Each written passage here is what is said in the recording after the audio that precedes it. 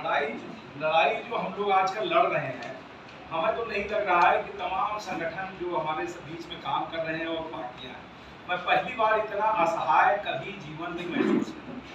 मैं भी छात्र जीवन लखनऊ विश्वविद्यालय की राजनीति से मैं भी निकला हूँ, छात्र मैंने की। मैं विश्वविद्यालय में बीइंग ए माइनॉरिटी मैंने लड़ा, वहाँ से मैं रनर रहा लखनऊ यूनिवर्सिटी से। लेकिन इतना बुरा हाल आवाम का, जो पब्लिक का, पूरे हिंदुस्तान के लोगों में जो डर और खौफ, सरकार ऐसी तानाशाही सरकार के खिलाफ इतना दहशत और डर हो गया है, कोई हमारी लीडरशिप बाहर मैदान में निकलना ही नहीं चाहती। और आवाम, जब नेतृत्व हमारा इतना डर गया है तो आवाम कैसे बाहर निकले? ये कभी ऐसा मुझे महसूस ही नहीं हुआ। कोई भी मूवमेंट शुरू होता था, बगैर बुलाए कुछ लोग चले जाते थे उस मूवमेंट का हिस्सा कि हमारे बीच में लोगों का, गरीबों का, लाचार कमजोरों की लड़ाई है। और कोई भी मूवमेंट देश का आज तक चला हो तो उन्हीं लोगों से चला। कभी बड़े बड़े धन्ना सेठ आकर के हम लोगों की लड़ाई या मूवमेंट का हिस्सा नहीं बने। हमेशा कमजोर लोग ही लड़ाई लड़े हैं और वही देश के एक आंदोलन मूवमेंट का हिस्सा बना। लेकिन इस छोटे से मतलब इलाके के लिए तो इतनी बड़ी तानाशाही सरकार, जिसमें 8-9 महीना 2000 मतलब 10 बटालियन पीएससी, 10 बटालियन रेपिडेशन फोर्स, सारी फोर्सेस, सारे कमिश्नर उसी पर लगा दिए गए। वो तो हम लोग, चूंकि मैं विश्वविद्यालय से निकला था, थोड़ा सा हमने हौसला था, इसलिए, नहीं तो जनता नहीं, एक दिन में ही 21 दिसंबर को ही सारे लोग खाली करके चले गए। लेकिन वो फिर हम लोग को हाईकोर्ट, मतलब इतनी तेज कार्रवाई कर रहे थे कि 1-2 दिन का समय नहीं देते। और उन्होंने इतना तेज किया कि एनडीए का नोटिस हम आया, उसके बाद तुरंत ऑर्डर दे दिया। एनडीए कोर्ट में ही जवाब हम दाखिल नहीं कर पाए, ऑर्डर दे दिया ध्वस्त कराने। और अपीलें, दुर्भाग्य की बात है, हम अगर अपील के लिए जाते हैं तो एनडीए की अपीलें अथॉरिटी जो है वो कौन है? कमिश्नर है। तो हम न्याय कहां से लें, जब ये तो एकदम सरासर अन्याय है। इस सब के खिलाफ कोई लड़ने को तैयार नहीं। हम अगर अपनी गुहार लगा रहे हैं उन्हीं के एनडीए के चेयरमैन से लगा रहे हैं, तो हमें क्या न्याय की उम्मीद रहेगी? तो बड़ी दुर्भाग्य की बात, हम वहां से लड़ाई तुरंत एक ही दिन में हमारे 2000 घरों का एक ही दिन में एक ही जजमेंट उड़ा दिया बगैर पढ़े। और उसके बाद हमें जब लगा कि अब यहाँ से उड़ा दिया, कल बुलडोजर भीखम वालों को वो भी मौका नहीं दिया। इतना भी 1 हफ्ते का 70-80-100 घर 100 घर भीखम वालों को उड़ा दिया। वो गांव था, मतलब ये नहीं है। अच्छा, हमारी जो लीडरशिप है, पार्टी के लोग हैं और तमाम पार्टियों के लोग, अवैध है। अवैध कहीं कुछ नहीं होता। अकबर नगर आज थोड़ी आपसा है, 70 साल से लोग वहां रह रहे थे। और आजादी के पहले से लोग, अकबर नगर एक गांव था। उसके बाद अकबर अली गवर्नर जी जब आए थे 72 से 74 के बीच में रहे, तो उन्होंने अपना नाम दे दिया था। और चूंकि कांग्रेस की गवर्नमेंट थी उस समय, नारायण दत्त तिवारी जी, मोतीलाल वोरा जी, सबने अपना चिट्ठी पत्र लेकर के एनडीए तो 1973 में दिया है। एनडीए तब से काम कर रहा था, आवंटन की कार्रवाई उसने सूची भी बनाई। मगर अगर उस तरीके से ले कि हम आबादी की लैंड है, हमने दस्तावेज रिवेन्यू रिकॉर्ड से मजबूत कौन सा रिकॉर्ड होता, वो सारे दस्तावेज मैंने रखे। और उसके बाद हमें वहां पर हाई कोर्ट में, तो जस्टिस पंकज भाटिया की कोर्ट में 21 दिसंबर 2023 को तो स्टे मिल गया। लेकिन वही खेल कि जुडिशरी पर भी इन लोगों का कब्जा हो गया। और ऐसा नंगा नाच अपनी आंखों से देखा। जीवन में हम सुनते थे हाई कोर्ट, सुप्रीम कोर्ट, ये तो हम पुलिस वालों से खराब हो गए। एक चौकी में अगर पैसा देके इंसाफ मिल जाए, यहाँ तो पैसा दे नहीं, आप तड़पते रहिए, पैसा भी देकर के यहाँ इंसाफ नहीं। उसके बाद जस्टिस पंकज भाटिया को हटाया गया।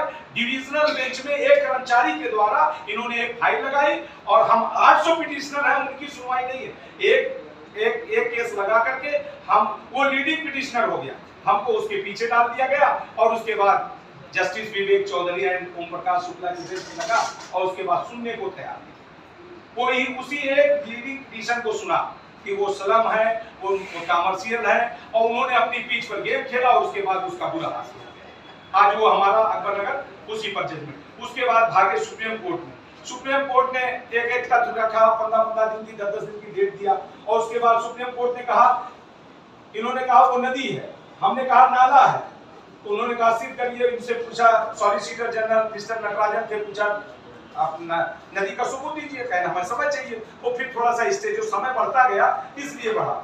और उसके बाद हमने 1925 का सारा रिकॉर्ड दस्तावेज रखा, आबादी की लैंड का इंतखाब, खसरा, खदियोनी सब दे दिया, और उनका आवंटन वाली लिस्ट जो बनाई थी एलडीए ने वो भी दे दिया कि आपकी बनाई हुई लिस्ट है। लेकिन कोर्ट ने उस पर सुनने को तैयार नहीं, कहा नदी नाला बात करी।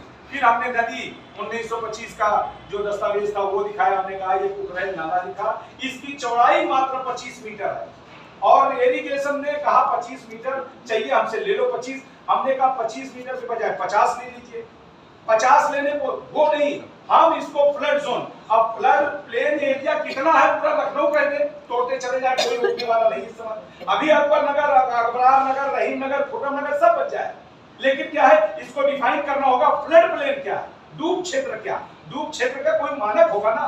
आप यहाँ कोई मानक नहीं, 100 किलोमीटर ले लेंगे आपने कह दिया 25 मीटर, हम 25 मीटर देने तैयार। हमने कहा 50 मीटर हमारा ले लीजिए, हमारे कॉलोनी पर कोई इफेक्ट नहीं आया, लेकिन कोर्ट सुनने तैयार। नाला जब साबित कर गया तो उस पॉइंट पर नहीं सुना supreme court justice Sanjeev Khanna साहब ने, उन्होंने कहा हम वही हाई कोर्ट का जो ऑर्डर हो गया ब्यूटिफिकेशन के नाम पर हम रिलीफ नहीं किया। उसके बाद इंटरव्यू रिलीफ हटा दिया, बुलडोजर तुरंत तैयार, हमको हाउस अरेस्ट कर दिया। हम इसी पॉइंट को लेकर, इसीलिए अगर कोई उधर के लोग हों और जो काम कर रहे हों, अबरार नगर, रहीम नगर, खुर्रम नगर के लोग अगर बचना चाहते हैं, इसको आप लंबी लड़ाई लड़ोगे, उलझे रहोगे। हम उसमें लड़े हैं, हम एक पॉइंट को देखें, मैं वकील नहीं हूं लेकिन हम शुरू से लड़ाई को लड़े हैं और उसको देखें। फ्लड प्लेन कितना ये डिफाइन करना होगा। 25 मीटर वो नाला की है, नक्शे में आप देखिए, बुनियाद से नापिए 25 मीटर चौड़ाई है। अब उसको कह दे 1 किलोमीटर है, ऐसा फ्लड प्लेन होता। पहले फ्लड प्लेन बताइए, 25 मीटर है नाले की चौड़ाई, आप उसको 30 मीटर ले लीजिए। रिपोर्ट दे रहे हो 25 मीटर की, तोड़ रहे हो 700 मीटर तोड़ा है इन्होंने। अकबर नगर कॉलोनी 700 मीटर तोड़ दिया, जिसमें 2000 हाउसेस थे।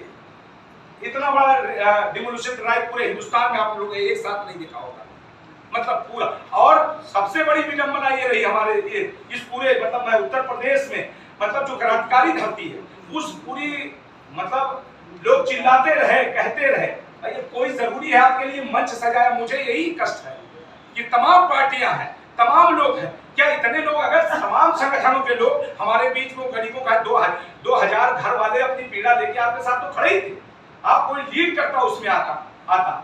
लेकिन इस तानाशाही सरकार से और हम लोगों के उस रवैये से कि हमारे ऊपर मुकदमा ना हो जाए या हमारी बिल्डिंग पर बुलडोजर ना, इतनी दहशत है, इसलिए अपने घरों में बैठे रहे और इतनी बड़ी आबादी टूटती रही, तमाशा देखते रहे। और उसके बाद बड़े बड़े दलों को बात अगर पहुंची भी मीडिया के माध्यम से, तो लोग कोर्ट का आदेश, कोर्ट ने तोड़ने का आदेश नहीं दिया, खुर्रम नगर को तोड़ने थोड़ी दिया, अबरार नगर को तोड़ने का आदेश नहीं दिया।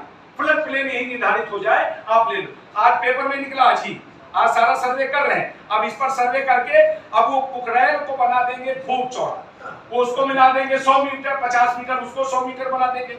अब 100 मीटर के बाद 50 मीटर और ले लेंगे, तब बताइए आपका 1,000-1,500 मकान जाएगा कि नहीं? अगर उसी को 25 मीटर जो है नाला, जो रिकॉर्ड में है, उससे बड़ा रिकॉर्ड हिंदुस्तान में कोई और होता हो तो बताएं। उस रिकॉर्ड के आधार पर अगर 25 मीटर लेते हैं, पूरा सेफ हो जाएगा अभी आगे का। हम तो चले गए हैं, हमारा दुकान मकान तो सब चला गया है, लेकिन जो और लोग हैं उनको बचाया जा सकता है कानूनी संवैधानिक दायरे में। और कोर्ट सुनने वाली नहीं है, इसको सुनाना पड़ेगा, इसके लिए मूवमेंट खड़ा। आजकल कोर्ट में केस लगने से नहीं, मेरे सामने, मैं अपने बता रहा हूँ, केस मेरा 16 नंबर 17 पर लगा था और उसी दिन केजरीवाल साहब अरेस्ट हुए थे। उसके बाद अभिषेक मनु सिंह जी खड़े हुए, देखिए यही सब जजेस हैं जो इनके शिकार हैं, जो इनके हिसाब से काम करते हैं, और उन्होंने केस अभिषेक मनु सिंह टेबल से भागे। लेके हम लोग कहने अरे हमारा नंबर, तो कहने लगे नहीं आपका नंबर आ गया, वो चले गए, फाइलें लेके चले गए। मतलब ये कोर्टों से, जिस पे हम सुप्रीम कोर्ट जुडिशरी, ये है कि हमें सुप्रीम कोर्ट से इतना तो मिल जाएगा, स्टे मिल जाएगा, एक वेंटिलेटर पर लगा दिया जाए फौरी स्टे, ताकि कानूनी लड़ाई आगे बढ़ जाएगी। हमारा रिकॉर्ड बाद में चेक करो, इतना रिलीफ के लिए सुप्रीम कोर्ट जाते हैं, तो हम जाए कहाँ जाए?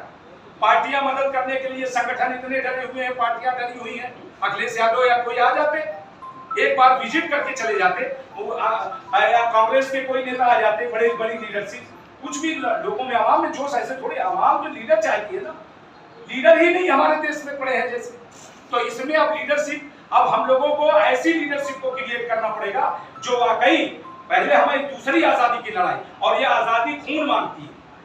इसमें लड़ना पड़ेगा, जेल जाना पड़ेगा, गोली खाना पड़ेगा, और अगर ये सब नहीं होगा तो अपने घरों पे बुलडोजर का इंतजार करिए। अभी पूरा लखनऊ साफ कर दिया जाएगा। आपके हम बता रहे हैं, मैं डिपार्टमेंट में दौड़ रहा हूँ, सुरेंद्र नगर, पटेल नगर, उधर कमता, आपका हुसैनाबाद, ये सारे इलाके, हैदर कैनाल, वहां से लेकर के राजाजीपुरम से लेकर के आपका लामाटीनियर तक 5 लाख की आबादी प्रभावित हो रही है।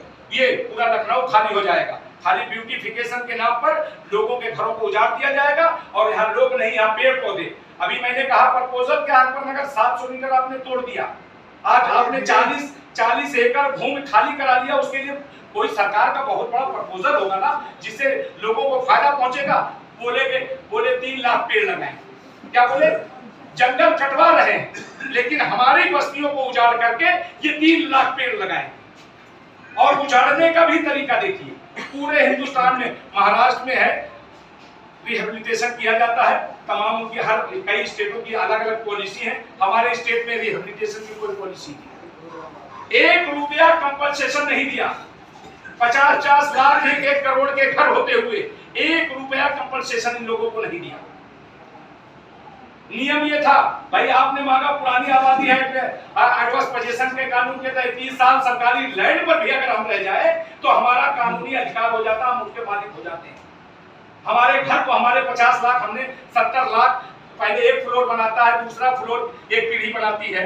70 साल से उनके आज उनके मकान हो गए, दुकान हो, 30,000 लोग विवश हो गए ठीक मांगने के लिए।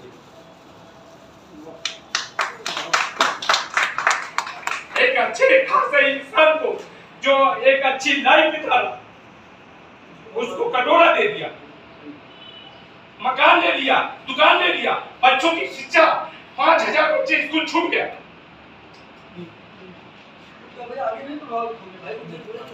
सब देख रहे हैं कि हमारी बारी आई, हमारी बारी आई।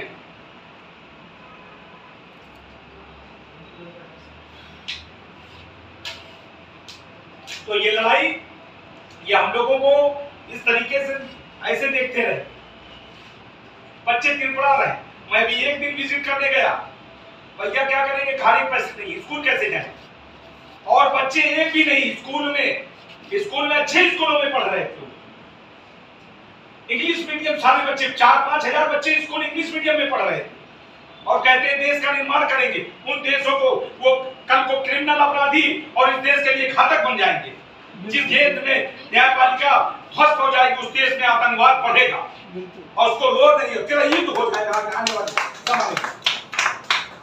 इसको रोकने के लिए अब हम लोगों को, बुद्धिजीवी वर्गों को, हम तो पीड़ित हैं, हम पीड़ा देखे हैं, लेकिन हम क्राइम को बढ़ावा नहीं देंगे, हम आतंकवाद को बढ़ावा किए। ये लड़के भविष्य का, इनकी शिक्षा पर अभी मैंने मांग किया है कि कोई अच्छे स्कूल की, भाई चलो इनको फेंक दिया, कोई अच्छे स्कूल की, सस्ते स्कूल की व्यवस्था कर दो।